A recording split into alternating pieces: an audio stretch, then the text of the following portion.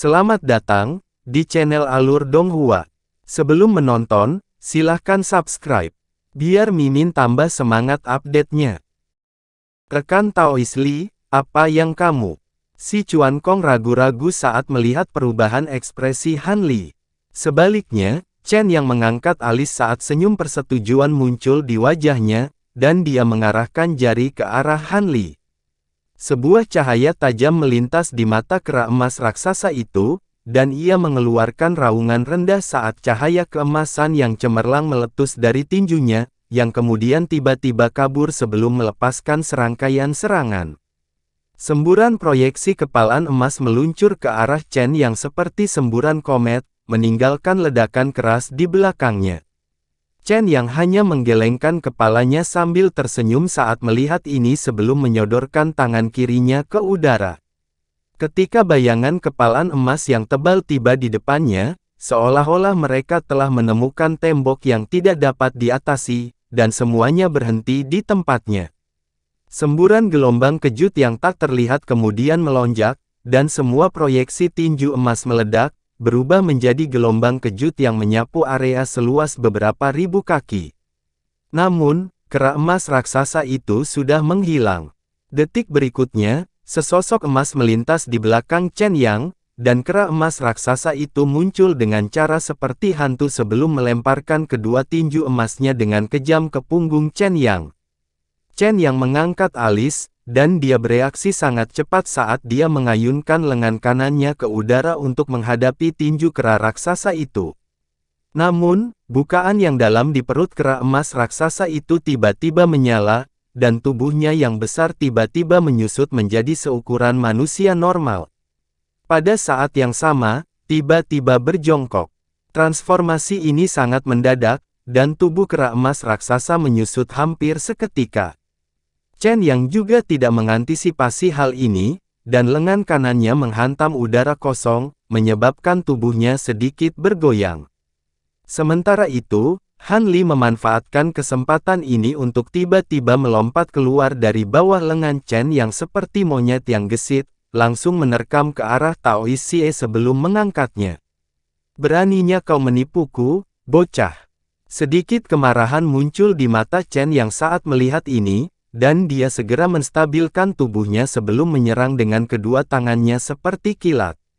Lengannya tiba-tiba bertambah panjang beberapa kali, dan muncul di pinggang Han Li dalam sekejap. Kemudian, jari-jarinya yang tajam tak tertandingi mencengkeram. Balok cahaya putih meletus dari ujung jarinya. 5 jari di tangan kanan Chen yang sangat menyilaukan. 5 riak yang terlihat dengan mata telanjang muncul di udara kemanapun yang dilewati. Tekanan spasial di dalam Accumulated Scale Space Mirror sangat kuat, menyebabkan ruang menjadi sangat stabil, jauh melampaui dunia luar. Sangat sulit untuk mengguncangnya, dan tangan kanan Chen yang benar-benar mampu menciptakan riak spasial. Pada saat ini, lapisan membran polaritas sejati juga muncul di sekitar tubuh Han Li, tapi itu tidak berguna di bawah cakar Chen yang tidak bisa dihancurkan. Dengan mudah ditembus. Tapi tepat pada saat ini, tubuh Han Li tiba-tiba bersemi dengan cahaya warna yang berbeda. Naga langit, Phoenix sejati, Azure Luan, kura-kura hitam, dan seterusnya muncul. 7 atau 8 lapis cahaya juga muncul di tubuhnya, berkedip dengan liar. 10 jari Chen yang mencengkeram pinggang Han Li. Dia hanya merasa kulit pihak lain bergetar dan langsung menjadi sangat licin. Jari-jarinya yang sangat tajam benar-benar meluncur di atasnya. Tubuh Han Li berputar dan lepas dari 10 jari Chen yang. Dalam sekejap, dia terbang sejauh puluhan kaki, lalu tiba-tiba berbalik dan dengan waspada menatap Chen yang di belakangnya. Saat ini, berbagai warna cahaya di tubuhnya menghilang. Tubuhnya juga kembali ke wujud manusianya, namun wajahnya sedikit pucat.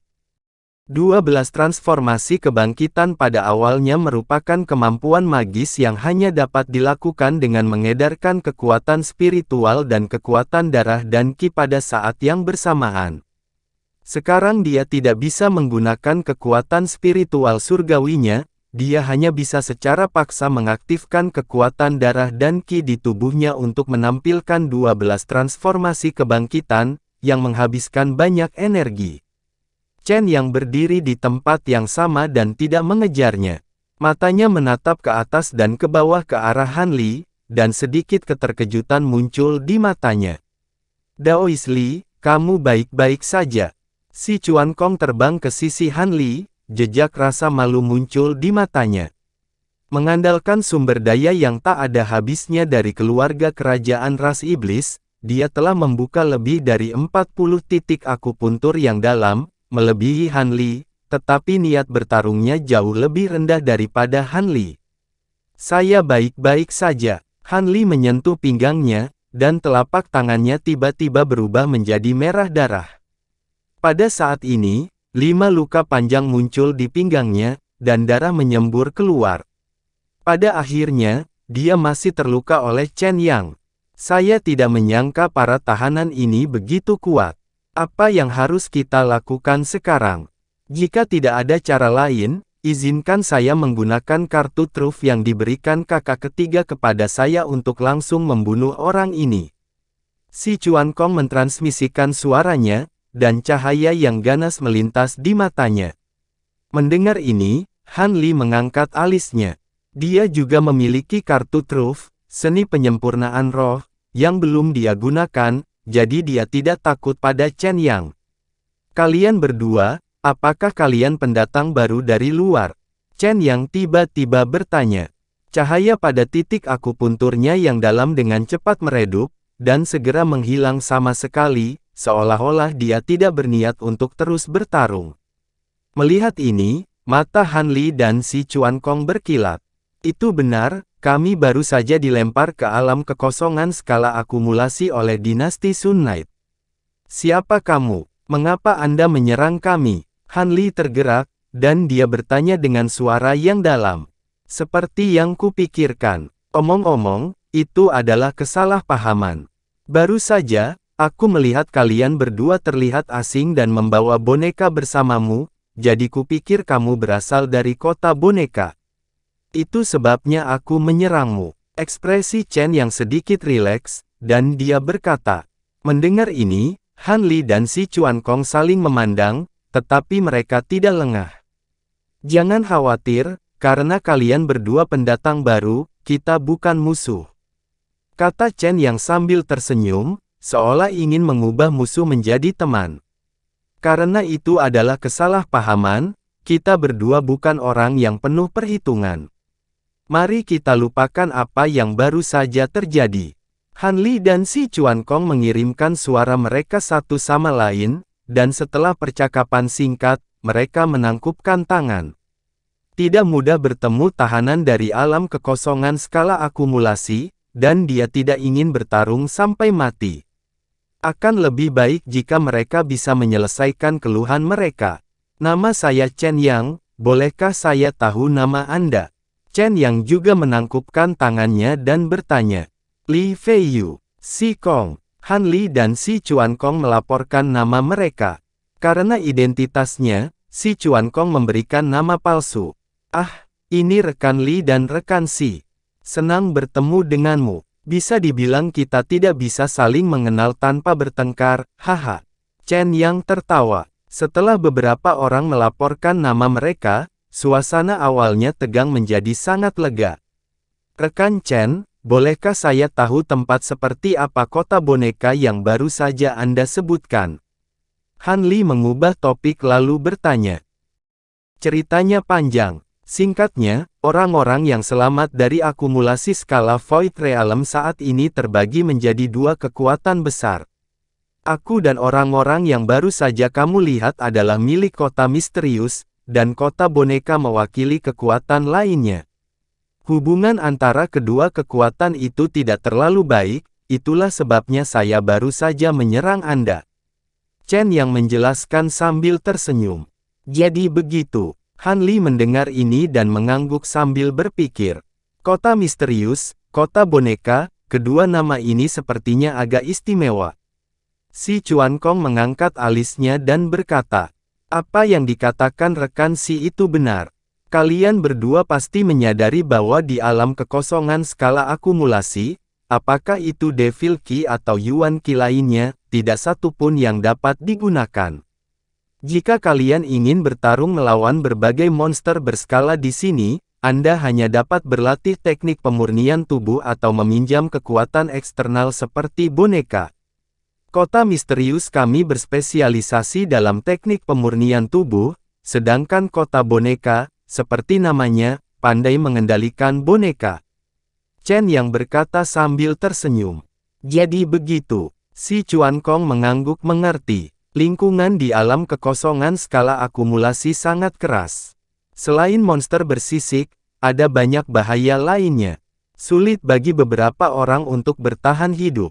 Apakah Anda tertarik untuk bergabung dengan kota misterius kami? Saya dapat melihat bahwa Anda telah membuka banyak lubang misterius di tubuh Anda.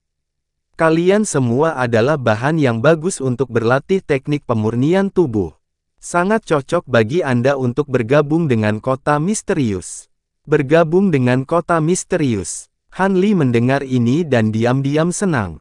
Setelah dia mendengar tentang situasi di alam void skala akumulasi, dia berpikir tentang bagaimana memasuki kota misterius atau kota boneka untuk menanyakan keberadaan roh ungu. Dia tidak menyangka bahwa ketika dia akan tertidur, seseorang akan mengiriminya bantal. Meskipun hatinya bahagia, dia tidak menunjukkannya di wajahnya. Dia berpura-pura memikirkannya dan pada saat yang sama diam-diam menatap si Chuan Kong. Kami berdua baru saja tiba. Bisakah rekan Chen memberitahu kami tentang situasi di kota misterius? Si Chuan Kong berpikir sejenak dan bertanya. Seperti yang saya katakan tadi, kota misterius berfokus pada teknik pemurnian tubuh. Tuan kota adalah Tuan Eko. Dia telah mencapai puncak teknik pemurnian tubuh dan telah membuka lebih dari 1000 celah misterius.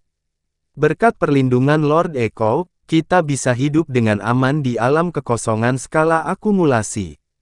Ketika Chen yang berbicara tentang Eko, ada ekspresi kerinduan di wajahnya. Lebih dari 1000 bukaan misterius. Han Li mendengar ini dan menghirup udara dingin. Wajah si Chuan Kong juga berubah. Dia bahkan lebih terkejut daripada Han Li. Kultivator tubuh fisik sangat sulit. Orang-orang di Sanktuari terlahir dengan keunggulan besar dalam tubuh fisiknya, dan mereka juga sangat kaya akan berbagai sumber daya. Meski begitu, hanya ada segelintir orang yang bisa membuka 800 titik akupuntur yang dalam. Adapun orang yang membuka lebih dari 1000 titik akupuntur yang dalam, dia belum pernah mendengarnya. Hehe, Lord Eko adalah seorang jenius. Saya khawatir kita tidak akan dapat mencapai setengah dari pencapaiannya dalam hidup kita. Namun, saya dapat melihat bahwa kalian berdua luar biasa dalam hal teknik pemurnian tubuh. Anda saat ini prestasinya tidak dangkal. Kamu bisa terus belajar di kota misterius. Chen yang melihat reaksi keduanya dan berkata dengan senyum tipis. Ini masalah serius. Bisakah rekan Chen membiarkan kita memikirkannya? Han Li menunduk dan bertanya setelah merenung sejenak. Namun, dia tidak mendapat tanggapan. Han Li merasa aneh. Dia mendongak dan sedikit terkejut. Dia melihat Chen yang tiba-tiba melihat ke langit dengan ekspresi serius yang tak terlukiskan. Han Li mengikuti tatapan Chen yang dan menatap langit. Matanya berkedip. Langit yang awalnya cerah telah menjadi sedikit kehitaman, seolah tertutup awan gelap. Rekan Chen, apakah ada masalah dengan langit? Si Chuan Kong juga melihat perubahan di langit dan bertanya. Apa yang terjadi? Mengapa begitu awal tahun ini? Chen yang mengabaikan pertanyaan si Chuan Kong dan bergumam sendiri. Rekan Chen, apakah kamu baik-baik saja? Han Li meninggikan suaranya. Apa? Tubuh Chen yang sedikit gemetar dan dia kembali sadar. Ketika Han Li melihat ekspresi Chen Yang, dia mengerutkan kening dan mengulangi apa yang baru saja dia tanyakan. Tentu saja, kamu dapat meluangkan waktu untuk memikirkannya. Namun, tempat ini tidak cocok untuk kamu tinggal lama. Lebih baik kamu pergi denganku dulu, kata Chen yang dengan ekspresi tidak pasti. Sepertinya dia sedikit cemas. Itu bukan awan gelap biasa, itu adalah firasat dari angin kegelapan yang unik di alam Jilin Space. Itu terjadi setiap tahun, tapi aku tidak menyangka akan terjadi begitu awal tahun ini. Angin ini bukanlah sesuatu yang bisa ditangani oleh manusia. Rekan-rekan saya dan saya memiliki benteng bawah tanah di dekatnya, jadi kami harus berlindung di sana, kata Chen Yang dengan nada mendesak. Angin gelap. Ekspresi si Chuan Kong sedikit berubah setelah mendengar ini. Rekan Taoishi, pernahkah kamu mendengar tentang angin kegelapan ini? Han Li mentransmisikan suaranya ke si Chuan Kong. Saya telah membaca tentang angin kegelapan ini dalam sebuah buku kuno di perpustakaan saudara laki-laki ketiga saya, tetapi itu tidak terlalu rinci dan hanya mengatakan bahwa itu adalah bencana angin yang sangat kuat. Dari kelihatannya, Chen Yang ini memang tidak bisa diremehkan, jawab si Chuan Kong. Jika itu masalahnya, maka aku harus merepotkanmu, rekan Daois Chen, kata Han Li. Tidak perlu bersikap sopan. Kita semua telah diasingkan di sini oleh dinasti Matahari Malam, jadi sudah sewajarnya kita saling membantu. Silakan ikut denganku. Chen Yang sedang terburu-buru untuk pergi, dan dia segera melangkah maju. Rekan Taois Chen, tolong batalkan pembatasan pada bonekaku dulu, kata Han Li tiba-tiba sambil menyerahkan Taois Xie ke Chen Yang. Oh, aku hampir lupa tentang itu. Chen Yang menamparkan dahinya sendiri sebelum mengeluarkan jarum emas dari sendi siku Taois Xie.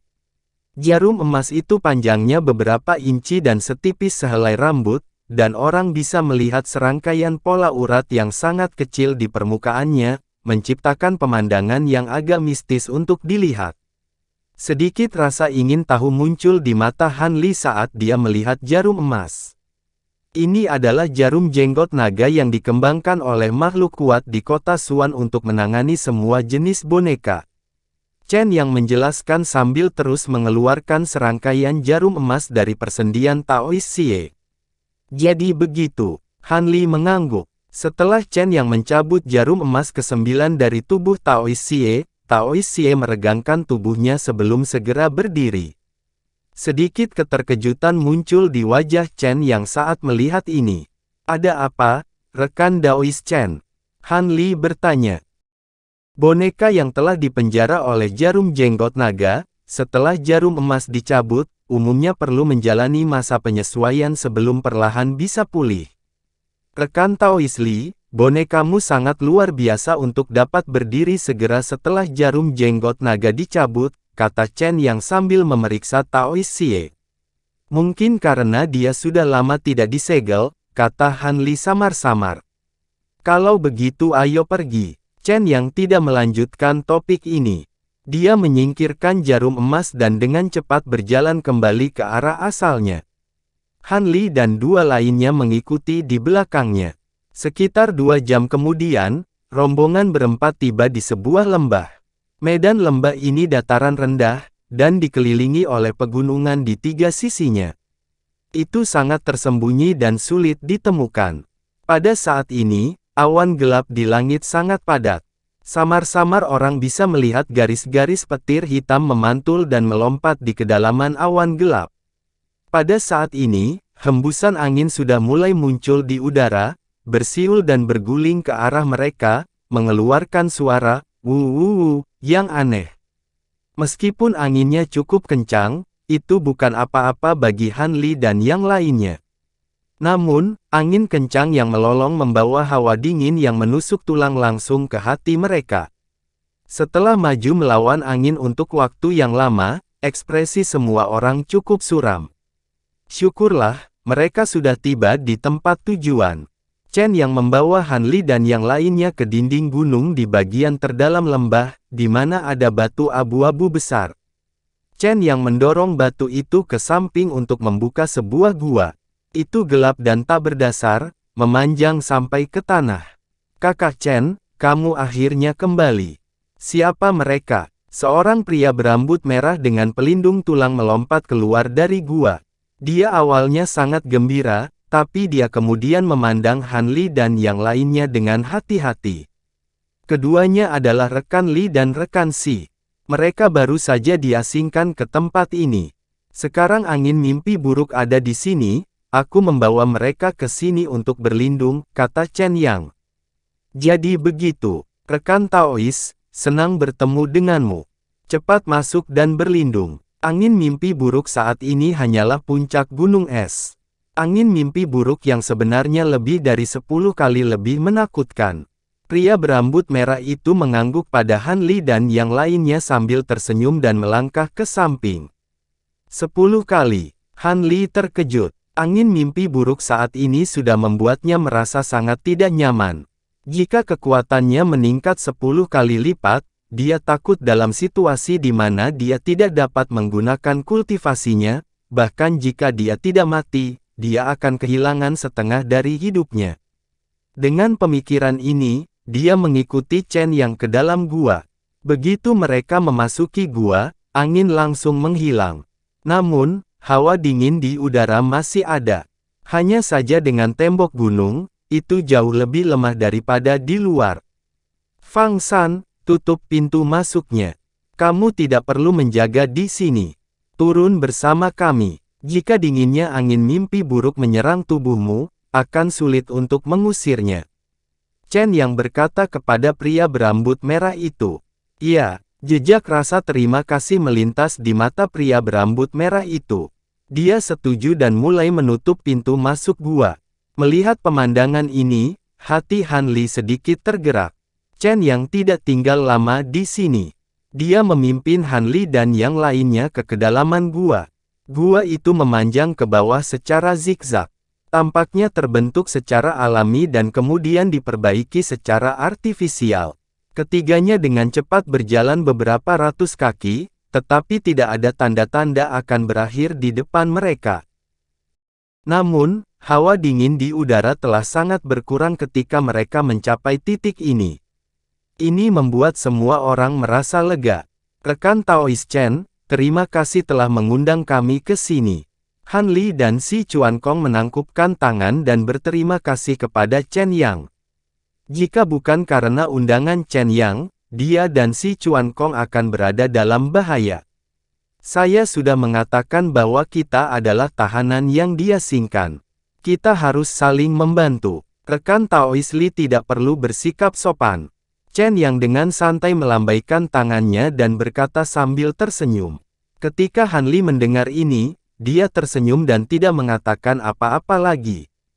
Mereka berempat berjalan turun selama 15 menit lagi dan akhirnya mencapai ujung gua. Di bagian bawah ada gua yang agak besar dengan ukuran lebih dari 100 kaki. Tanahnya cukup datar. Di tengah gua ada meja batu oval yang lebar. Di sampingnya ada 7 atau 8 bangku batu. Di keempat dinding gua, kamar-kamar batu yang sederhana dan kasar dipotong. Saat ini, tidak ada seorang pun di dalam gua. Pintu kamar batu tertutup rapat. Sepertinya semua orang sudah masuk. Rekan Taois Li, rekan Daois Si, angin ini biasanya berlangsung selama sekitar 1 bulan. Kalian berdua harus beristirahat dengan baik di sini dan berpikir untuk bergabung dengan kota misterius, kata Chen Yang. Oke. Han Li dan Si Chuankong mengangguk. Pada saat ini, kamar-kamar batu pada dasarnya sudah terisi semua. Keduanya tidak masuk dan menemukan tempat di luar gua untuk duduk. Chen Yang melirik mereka berdua. Dia tidak memasuki ruang batu. Sebaliknya, dia menemukan tempat lain untuk duduk. Meski ada lapisan tanah yang tebal, mereka bertiga masih bisa merasakan deru angin di luar. Tanahnya juga sedikit bergetar, dan bebatuan di bawahnya juga bergetar. Atap gua juga bergetar, dan kerikil berjatuhan. Suara, gemuruh, bisa terdengar. Tampaknya seluruh benua tidak dapat menahan kekuatan angin yang mengamuk dan mulai bergetar. Ketika Han Li mendengar keributan di luar, dia sangat khawatir. Dalam beberapa bulan terakhir, dia dan Si Chuankong telah berjalan di alam Jilin Void. Meskipun mereka telah menghadapi beberapa serangan binatang bersisik, semua ditangani dengan lancar. Mengenai bahaya alamnya, dia tidak terlalu peduli. Sekarang dia mendengar gerakan di luar, dia yakin. Rekan Taois Li, apakah kita akan bergabung dengan kota misterius begitu saja? Si Chuan Kong membungkuk dan bertanya. Bagaimana menurutmu? Han Li merenung sejenak dan bertanya balik. Bahaya alam Jilin Void tampaknya jauh di luar dugaan kami. Daripada mencari tanpa tujuan, bergabung dengan kota misterius adalah pilihan yang baik. Tapi dari apa yang saya dengar dari Chen Yang, kota hitam dan kota boneka adalah musuh bebuyutan. Jika kita bergabung dengan kota hitam, jika kita tidak dapat menemukan roh ungu di sana, akan sulit untuk pergi ke kota boneka untuk menemukannya, kata si Chuan Kong. Meski begitu, kita saat ini berada di alam Jilin Void. Kita hanya bisa memilih antara kota misterius dan kota boneka. Berdasarkan situasi saat ini, memilih kota misterius tampaknya lebih menguntungkan bagi kita. Han Li menjawab, itu benar. Karena rekan Daois Li telah membuat keputusan, saya tidak akan mengatakan apa-apa lagi. Omong-omong, saya juga sangat ingin tahu kota misterius. Saya ingin melihatnya sendiri. Si Chuan Kong tersenyum. Oh, mata Han Li berkilat dengan sedikit keterkejutan. Baru saja, saya mendengar dari Chen yang bahwa Tuan kota-kota misterius, Tuan Ece, telah membuka lebih dari 1000 titik akupuntur Suan. Kota misterius pasti memiliki banyak teknik kultivasi pemurnian tubuh. Teknik-teknik ini adalah harta yang tak ternilai harganya. Saya khawatir bahkan perbendaharaan kerajaan dinasti Matahari Malam tidak memiliki begitu banyak teknik kultivasi permurnian tubuh. Jika kita dapat memperolehnya, kita tidak hanya dapat meningkatkan kekuatan kita, tetapi juga akan sangat membantu saudara ketiga dalam perjuangannya memperebutkan tahta. Mata si Chuan Kong berbinar. Mendengar ini, Han Li mengungkapkan sedikit senyuman. Meskipun dia tidak mengatakannya, dia memilih untuk bergabung dengan kota misterius demi teknik kultivasi tubuh Suan ini. Lengan Chen yang tidak bisa dihancurkan membuat Han Li iri. Pada saat yang sama, dia juga menyaksikan kekuatan sebenarnya dari kultivasi tubuh Suan. Dia selalu sangat berbakat dalam kultivasi tubuh Suan, tetapi dia tidak memiliki teknik kultivasi tubuh Suan yang cocok, jadi dia tidak dapat terus meningkatkannya. Si Chuan Kong dan Han Li membahas pro dan kontra bergabung dengan kota misterius untuk sementara waktu. Segera, mereka mencapai kesepakatan. Setelah berdiskusi, Han Li berdiri dan berjalan menuju Chen Yang. Rekan Taois Li, Chen Yang diam-diam memperhatikan gerakan Han Li. Melihat mereka berjalan, lalu berdiri untuk menyapa. Rekan Taois Chen, saya telah berdiskusi dengan rekan Si dan memutuskan untuk bergabung dengan kota misterius. Namun, sebelum kita bergabung, ada beberapa hal yang ingin saya tanyakan, kata Han Li dengan sungguh-sungguh. Silakan bertanya, rekan Taois Li. Chen yang sangat gembira dan segera berkata, saya ingin tahu apakah ada harga yang harus dibayar untuk bergabung dengan kota misterius, atau apakah ada aturan kontrak yang harus diikuti? Han Li bertanya. Jadi itulah yang dikhawatirkan rekan Daois. Jangan khawatir, Lord Eke menciptakan kota misterius untuk melindungi teman-temannya. Tidak ada harga yang harus dibayar untuk bergabung dengan kota misterius. Hanya ada satu aturan, yaitu, begitu Anda memasuki kota misterius, Anda tidak boleh mengkhianatinya, kata Chen yang dengan sungguh-sungguh. Aku mengerti, aku mengerti. Han Li santai dan mengangguk dengan sungguh-sungguh. Selain itu, ada hal lain yang ingin saya tanyakan kepada rekan Taois Chen. Dia kemudian berkata, silahkan bertanya. Chen yang terkejut dan mengangguk lagi. Saya punya teman bernama Violet Spirit. Dia adalah seorang kultivator wanita. Sekitar 10 tahun yang lalu, dia juga dilempar ke alam skala tata ruang. Saya ingin tahu apakah rekan Daois Chen pernah mendengar tentang dia. Han Li menatap mata Chen Yang dan bertanya. Roh ungu, saya belum pernah mendengar tentang dia. Mendengar ini, Chen Yang berpikir sejenak dan menggelengkan kepalanya. Hati Han Li tenggelam saat mendengar ini. Rekan Taois Lee, jangan berkecil hati. Kota misterius kita tidak hanya memiliki satu kota. Selain kota utama, ada beberapa kota kecil. Saya berasal dari salah satu kota kecil, kota Qingyang. Arai komunikasi tidak dapat digunakan di alam skala spasial. Komunikasi antar kota tidak cepat. Teman Anda mungkin telah pergi ke kota lain. Chen yang menggaruk kepalanya.